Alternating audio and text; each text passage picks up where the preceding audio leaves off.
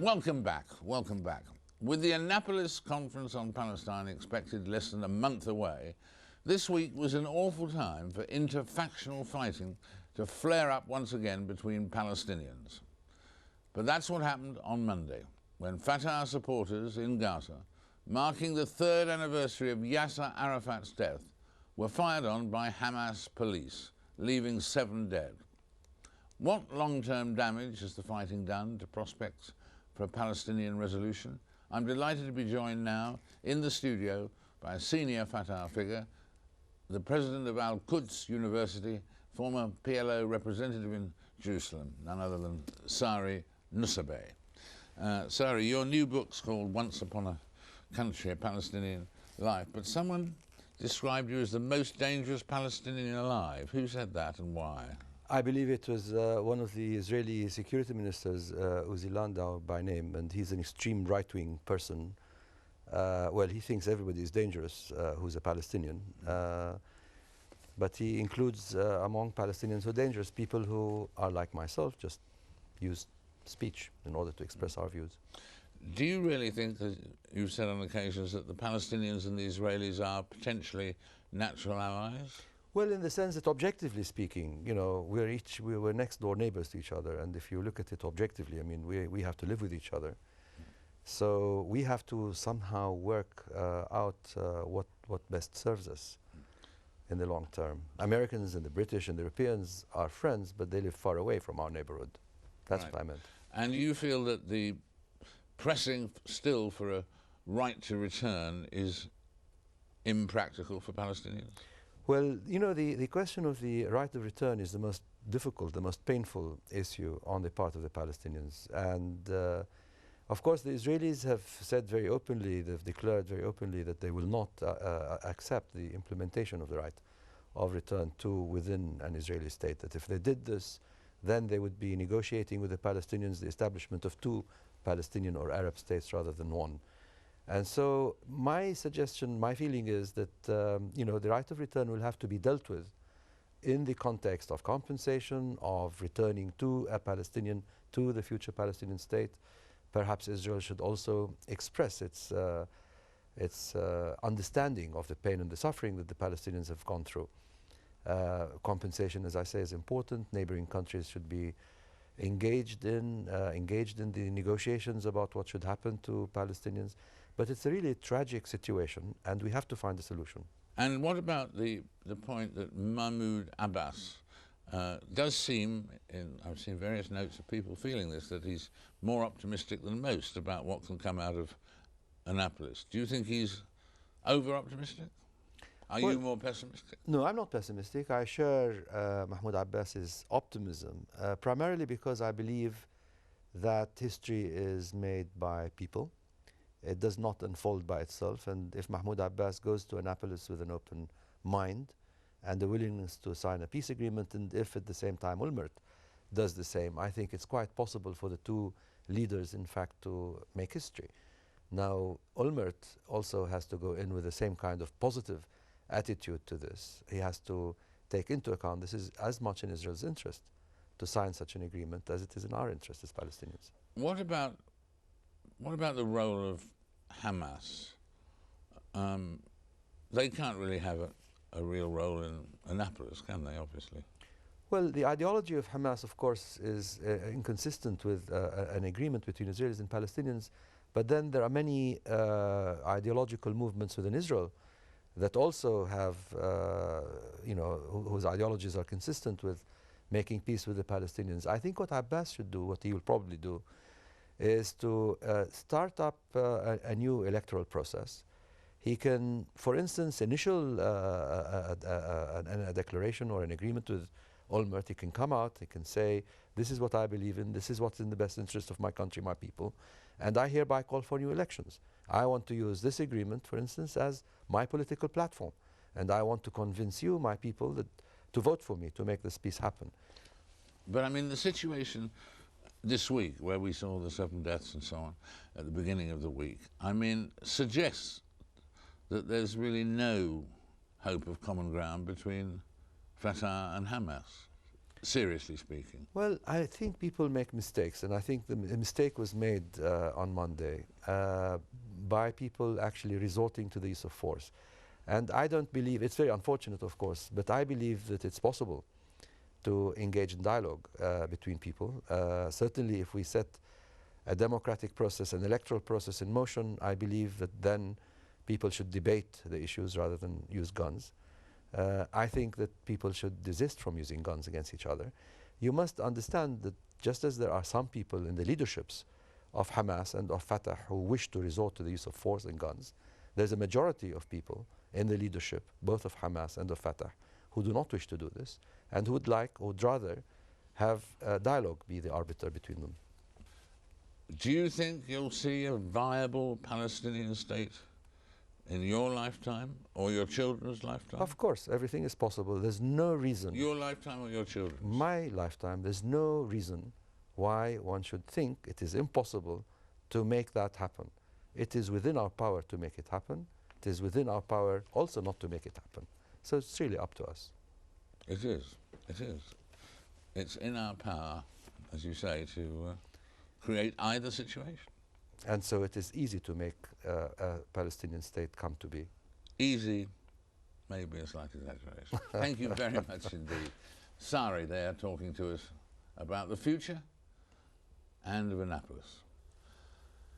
Now, there are worrying reports this week from the Horn of Africa suggesting that yet another war may be about to break out between Ethiopia and Eritrea. UN Chief Ban Ki-moon has expressed alarm at the troop build-up along the border. The biggest dispute is over the town of Badme, claimed by Ethiopia but given to Eritrea after the last conflict between the two, which saw an estimated 80,000 killed. One might think that Ethiopia has got more than enough to worry about anyway, because its troops are engaged in desperate fighting alongside Somali forces against insurgents in the streets of Somali capital Mogadishu. To discuss both of these worrying situations, I'm joined by Ethiopia's ambassador to the UK, Behanu Kebede. Welcome. Good to have you with us. Thank you very much, sir. What do you think? How alarming should the world?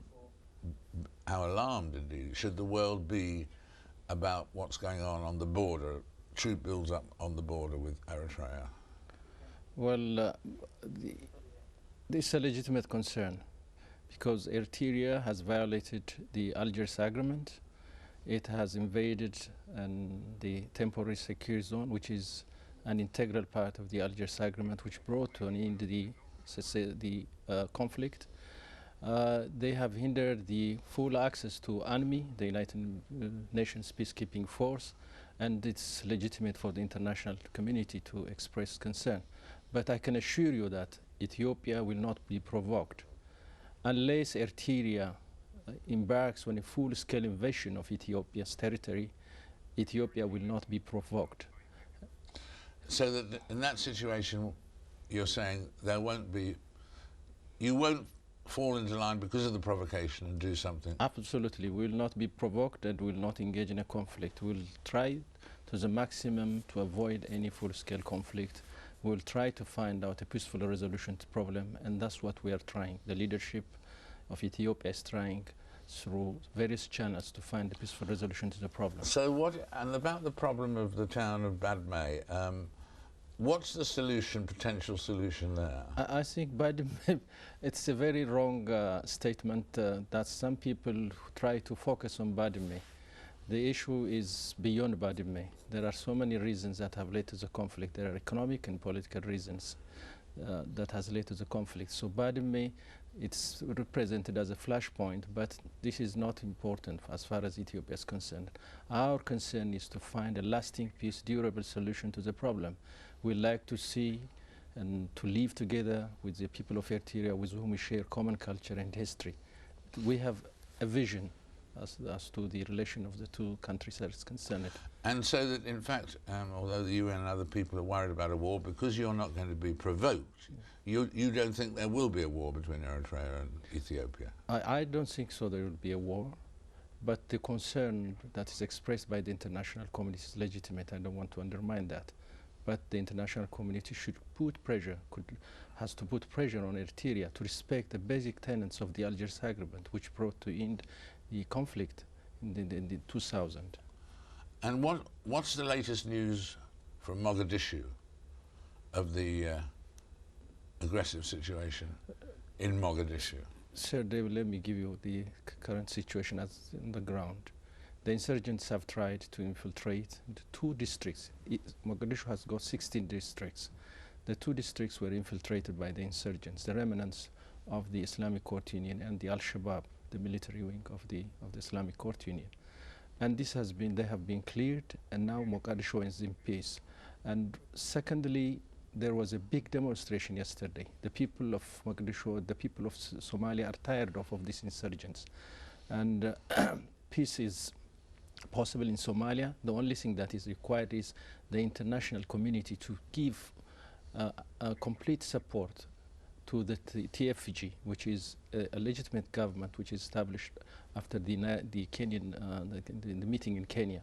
So the support is not coming from the international community to the TFG and to the TFG institutions. This is the only way that the international community could assist in bringing about peace and stability in Somalia.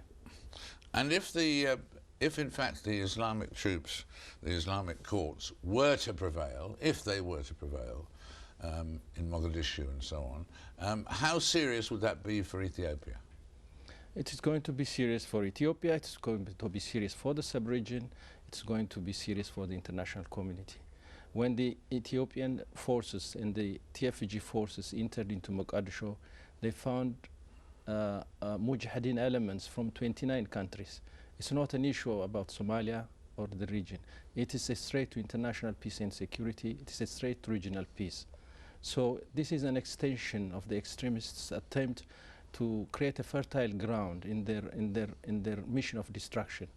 Mr. Ambassador, thank you very much indeed for being with us and explaining your view on these two troubled areas. Thank you so much. Thank you very much.